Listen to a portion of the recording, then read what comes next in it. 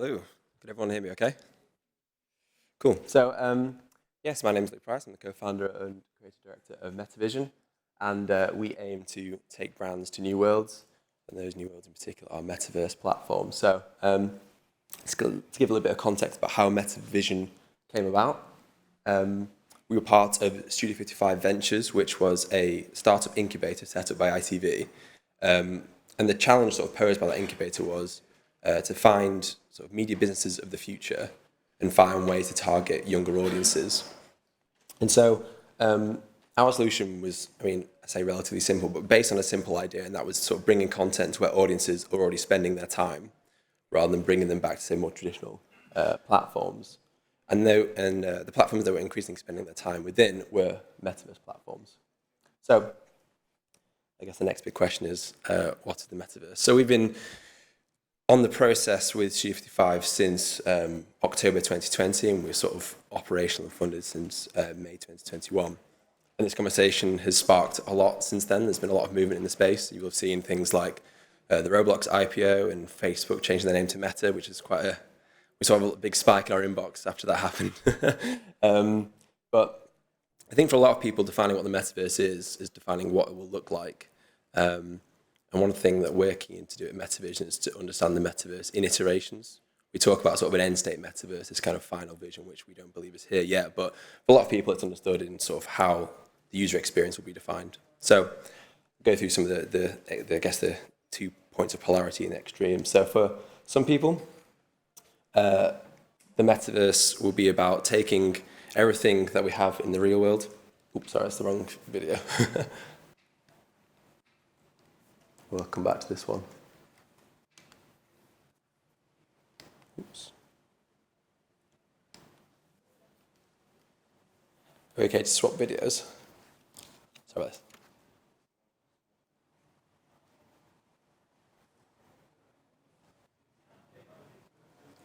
Anyway, regardless of the videos, for some people it'll be about taking all the sort of structures and entertainment experience we have in the real world and sort of digitizing them and making them into sort of these 3D virtualized experiences. This is the video I was looking for. So I guess this is best sort of brought to life by Ready Player One, and this is the idea that through VR technology, we'll have these sort of fully immersive virtual experiences. And I think it's important to understand that this sort of end state vision of the metaverse isn't a very realistic game. It's more about a fully functioning online society, so things like internal economies, people working, social experiences, educational experiences, alongside entertainment as well. And so Mark Zuckerberg and Meta, they're pushing quite a lot for this sort of VR-led opportunity around the metaverse. Obviously, they own Oculus, the leading VR technology. It's interesting, I guess. It's an interesting debate to be had about VR. For some, it is if there is going to be an immersive world, it is the most immersive way into that space. It is the most immersive technology. But we aren't currently seeing sort of user adoption of that technology at scale to, say, the smartphone, which we think is the sort of ubiquity you require to be sort of the leading way into any sort of end-state metaverse. So the other extreme is that rather than sort of bringing the real world into the digital, it'll be about overlaying the digital onto the real world around us. And this is where augmented reality technologies come along. There's been a real shift towards augmented reality in recent times. I think that as the tech's developed, obviously, Snapchat has been leading out this tech for a good while now. This is the idea that sort of overlaying all the content we've amassed and information we've amassed within Web 2 and mapping that around us in a spatial way. So basically creating a digital overlay into the world around us. And recently, I think the last few months, Facebook have partnered with Ray-Ban to create sort of smart glasses. And I think we'll see more of those sort of technologies emerge. So they're kind of two ends of the spectrum of what the metaverse could look like. In reality, it will be a mixture of all these things. And I think in the real end state, it will be a pretty seamless mixture of these experiences.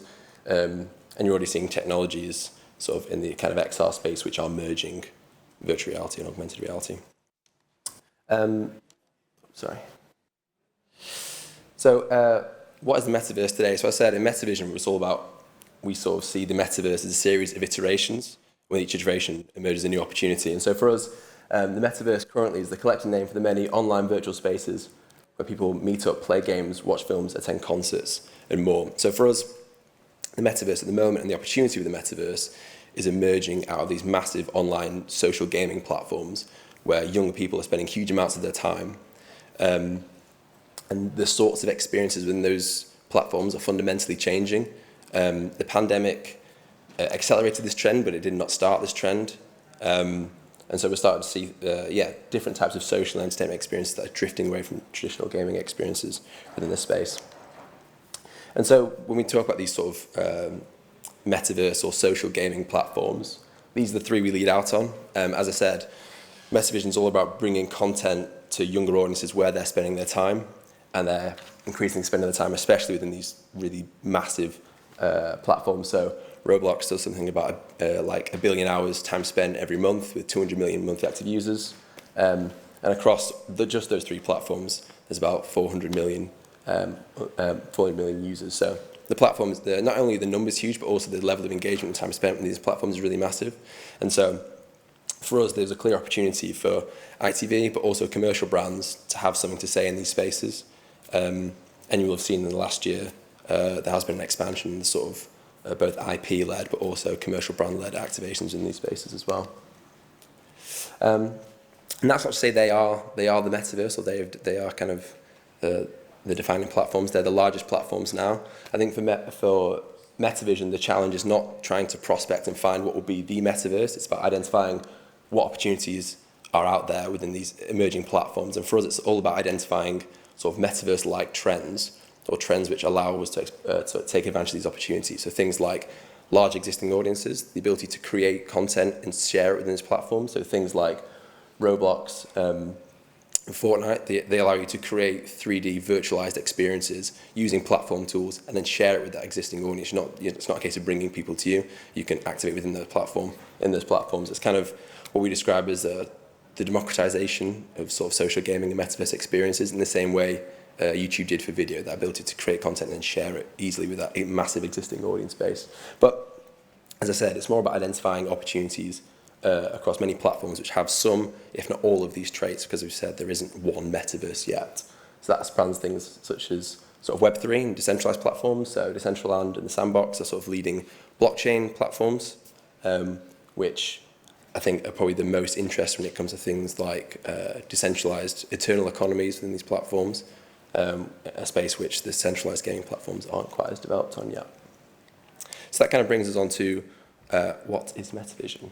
So as mentioned in the intro, we position ourselves as a studio and agency for brands and entertainment companies to build their presence within the metaverse with branded in-game worlds, creative strategy, and entertainment experiences. So it's all about identifying opportunities for both commercial brands and IP holders to find ways to speak to these audiences in the platforms that they're spending this time in, and in ways that they will engage with as well. Because although there's a huge opportunity with creating metaverse and gamified and interactive content within these worlds, it's an incredibly astute audience, and so authenticity is absolutely essential here to really cut through.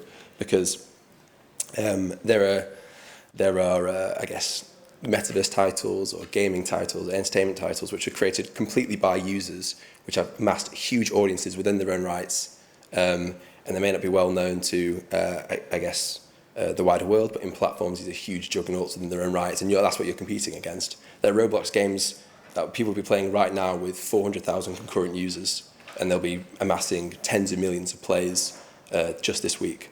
So the largest example being Adopt Me in the UK has about 28 billion visits as a platform, and it regularly reaches 200,000 concurrent players each day. So you're competing against metaverse native content. It's not just a case of competing against other entertainment IP brands activating this space or commercial brands. So why ITV in the metaverse? What was the opportunity? So as I said, for us, our case then was quite simple. It was that for ITV to reach that younger audience, to kind of culturally embed with the younger audience and build those new relationships, they had to reach out in platforms where they were spending their time and in ways and with the types of content they like to engage with. So ITV is well positioned for a few reasons. One, it has kind of culturally leading brands and IP, and we can come on to an example of one of the activations we've done recently using ITV IP. Also, as a sort of massive content producer within with ITV Studios, there's a real opportunity to turn that sort of creative might in production and to think about new ways in which content can speak to these different worlds. And it's an idea I'll come on to later on, but this idea of sort of interoperable content that can live in more passive media across TV or film, but can also speak to these more immersive, interactive spaces as well. And we think, although that feels like quite an innovative idea at the moment, that will become more and more of a requirement for content as younger users will come to expect elements of gamification or interactivity with the content they engage with. And finally, a fairly unique opportunity with ITV is the fact it's a free-to-air commercial broadcaster. And so there are ways to distribute ITV content within these platforms which may be limited to those behind paywalls, which is an exciting opportunity which we're exploring. And then finally, sort of in the words of ITV's kind of slogan, how it fits into that kind of more than TV view. So linear TV offered that mass simultaneous reach, and the sort of expansion of online video and VOD offered targeted reach. But we think the metaverse offers its kind of key USPs is high engagement and high time spent, and especially in terms of what it can offer to commercial brands who want to partner with entertainment IP.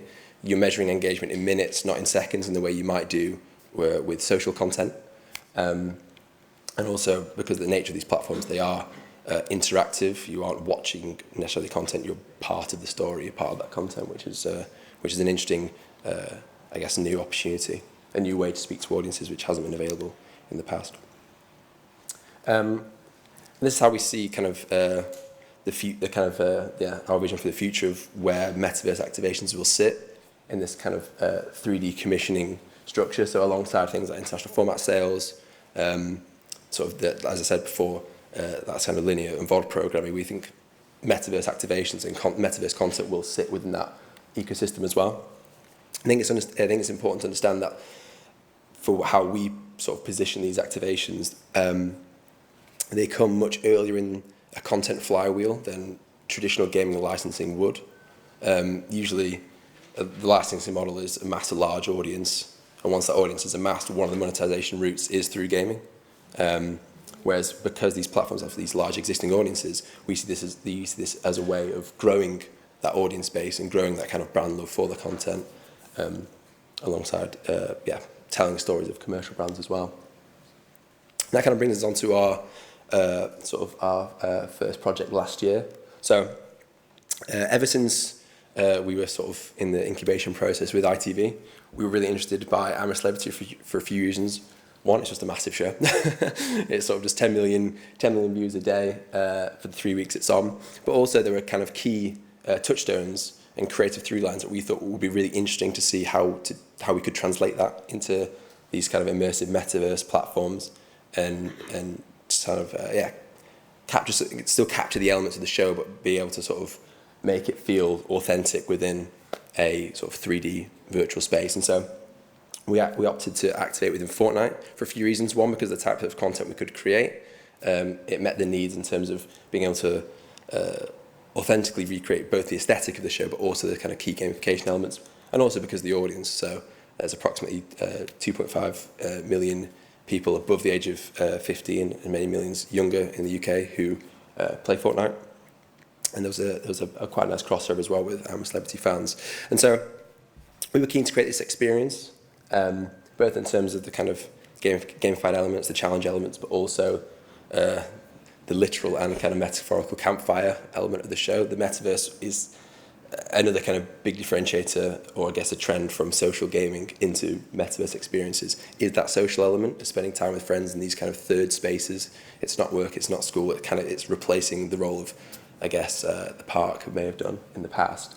And obviously the show lends itself to that. A big part of the show is capturing those conversations, and so there's a nice role play element there. So we were keen to recreate this, and it kind of, the opportunity started to develop with John Lewis as a commercial partner, because for a number of years in the past, they've worked with ITV to launch their sort of Christmas ad.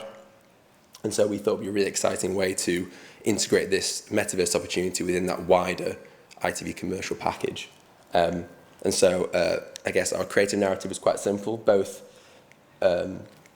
both I'm a Celebrity and the John Lewis Christmas ad are kind of these two huge signifiers in the countdown to Christmas. And we really like the idea of John Lewis taking the role of sort of bringing Christmas to the camp in the metaverse. And so there's a number of brand integrations, so there's sort of John Lewis Christmas themed games and challenges within the show, kind of mirroring kind of key show mechanics and the look and feel, as well as natural points of integration. So the Castle Shop became the John Lewis Castle Shop. And that's a way for a brand to be present in a space, but really have sort of a clear reason to be there. There's a real natural point to interact with that shop. So in this case, they're buying supplies for camp to keep morale up. That's a natural point of integration with a branded opportunity.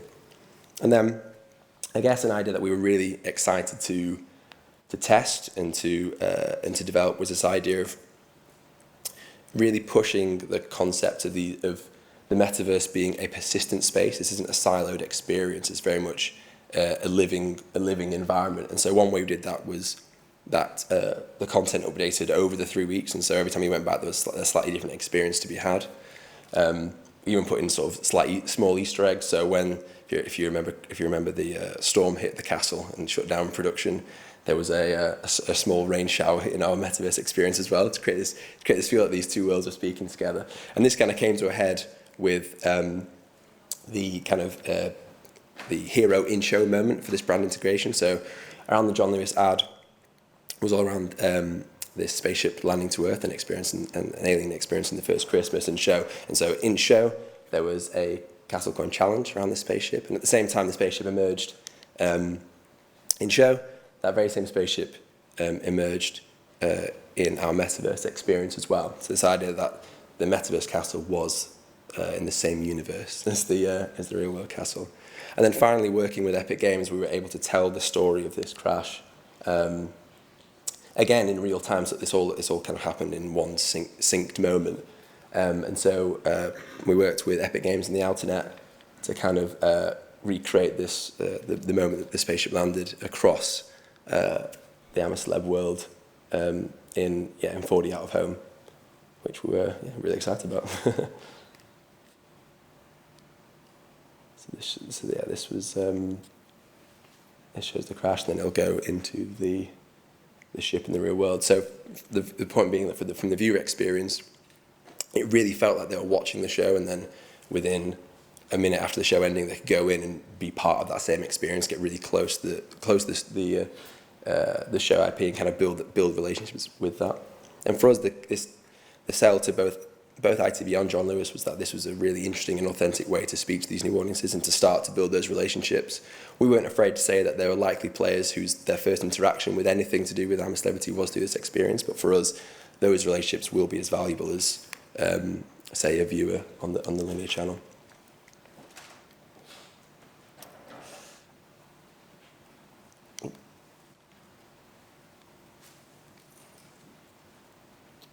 Yeah, so and it's important to say that although we created that metaverse experience within platform, we also created a kind of 360 content ecosystem around that as well to drive traffic.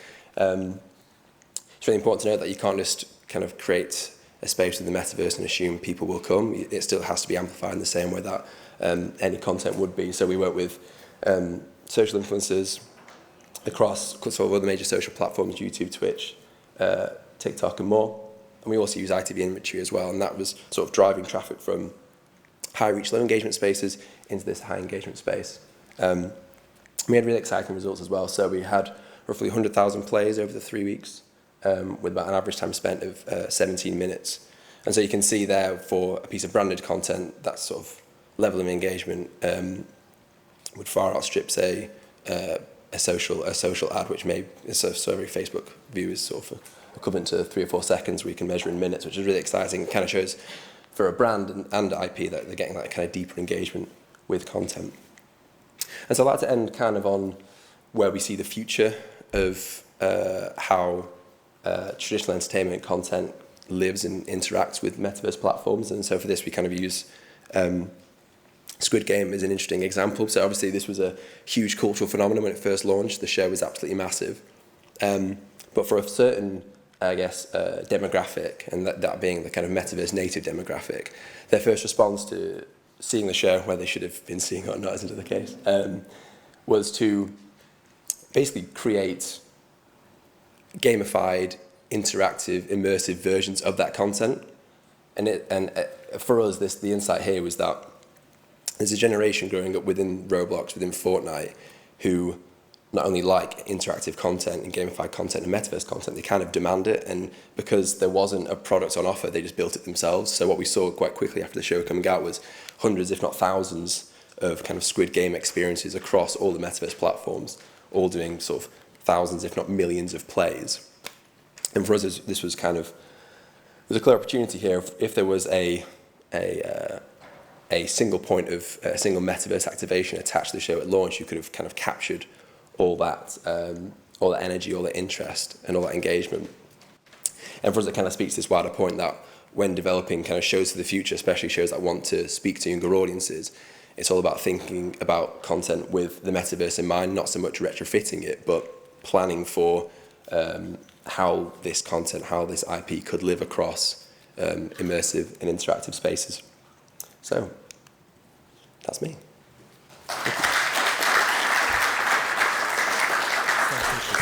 Taking questions. Yeah, sure. Thank you so much, Luke. That was fantastic. I'm sure everybody here found it very interesting, obviously very exciting new entertainment frontier. Does anybody have any questions for Luke? Yeah. Hi, Luke. Great presentation. Really interesting to see the success of that early development of the microphone. And really great to see the early success of that campaign. Huge commercial partner, great piece of IP. Obviously, it's brand new as a proposition, metaverse, brands coming into metaverse. For you guys that have now run that sort of commercial connection between a brand, IP, and the metaverse, what for people like me and for people in the room are the biggest learnings that have come out of that for you, both on the IP owner side, but also on the commercial partner side? Yeah, sure. It's interesting. I mean, I think, as I said, it's so new. It's kind of it's a learning process for everyone, really. I think for us, a key role in the kind of space we operate in is that kind of translation layer. So for all these experiences, we work with production partners who operate within these platforms. And so for them, they're very kind of metaverse native. And so a lot of what we do is kind of translate those kind of brand requirements, there's brand interest and interest of the IP. So we work closely with Lift Entertainment in the case of I'm a Celebrity. And basically how translate those goals and those outcomes and how best we can deliver them within platform. I think a really key learning is that these are you're creating ways for people to interact with content which in ways they haven't been able to before, if that makes sense. So back in sort of traditional kind of linear TV days, there was no comment section. You couldn't sort of let everyone know what you thought about a show immediately afterwards. And so when social came along, all of a sudden people could instantly react to that, and that was kind of a point of which creators had to kind of accept that level of feedback, that level of interactivity. And there's always a challenge there. And I think for us, it was kind of taking everyone on that journey, in that we don't really know how players will interact with these. They will, in all likelihood, they will create their own narratives within this space. And so for us, it's creating the most exciting experience, then almost handing the reins over a little bit, and having the confidence to do that. And to be fair to both John Lewis and Lift Entertainment, they're really up for that. And I think it's because of that kind of bravery in the space, we managed to get some really interesting opportunities. They weren't sort of overly protective in what is ultimately a kind of user-generated space. Do we have any more questions? Yeah.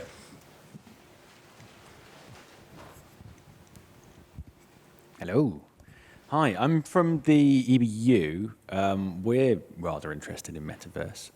Being public broadcast, we're rather concerned with sort of the continuation of the more negative aspects of perhaps social media into the metaverse space. We're thinking of various ways to combat that. I was wondering if you had any thoughts. Yeah, it's interesting. I think for the kind of leading metaverse platforms, at least the leading players at the moment, there's an interesting mix across the board. So I think platforms like Fortnite and Epic and Roblox are sort of, I guess, a generation of sort of massive social gaming platforms who are sort of in a moment of pivot into these new spaces.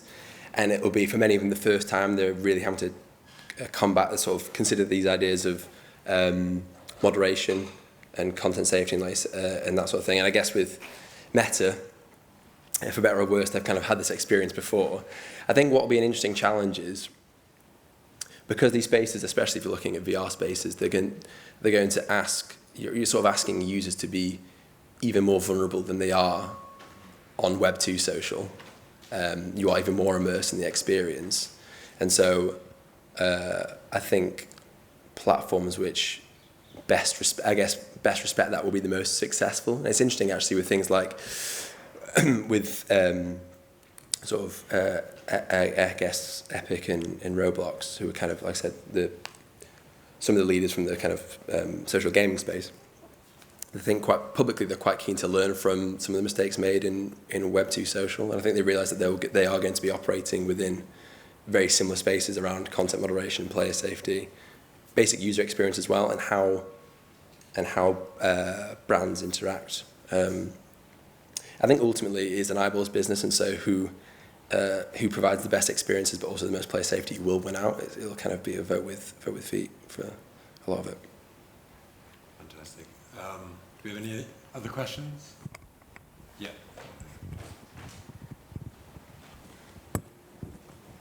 Hi, Luke. Thank you so much. It's wonderful to see the kind of work you have been doing. I'm from Z. My name is Parul.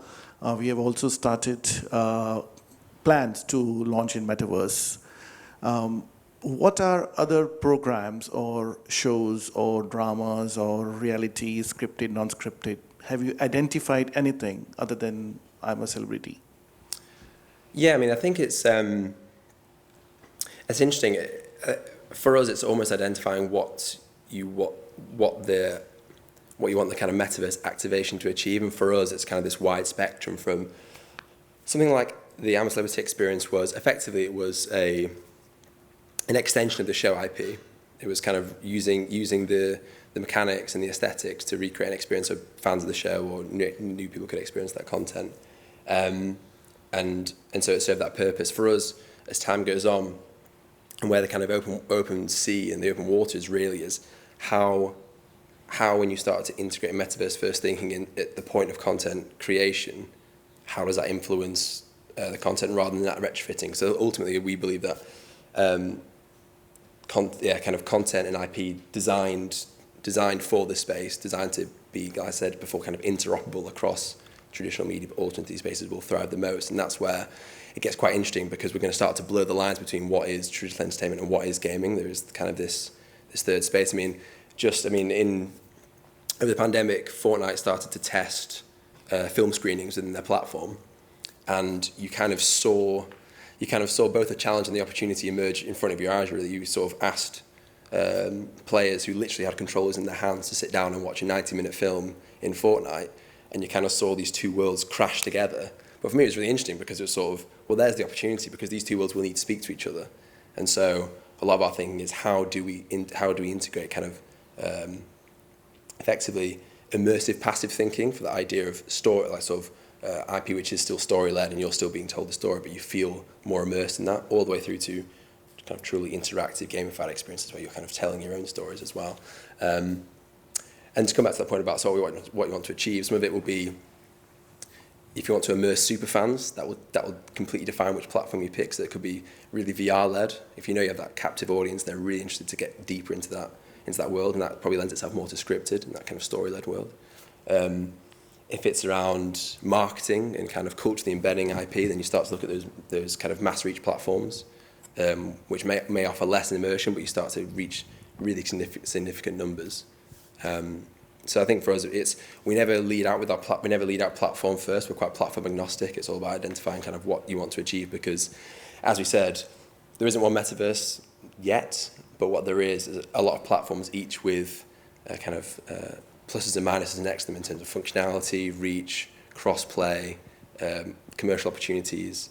And so it's all about striking a balance between those for any piece of IP or commercial brand as well, because we also look at kind of commercially led content. That's also important to mention. We didn't mention it in this presentation, but although we work closely with ITV and we work with ITV commercial, we can also do kind of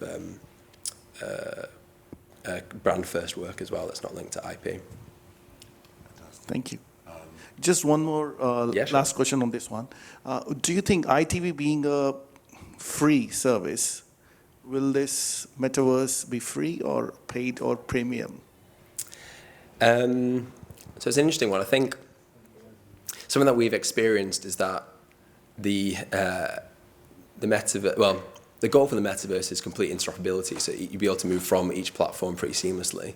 And I think it's going to be quite an interesting task for a lot of people, really, for the technicians, in terms of how you actually establish standardized practices and kind of measures across different technologies. For lawyers as well, obviously TV and formats traditionally sort of territory by territory. These platforms are global. They're not geo-blocked, and they're forever if you want them to be. And so there's some interesting interesting challenges there.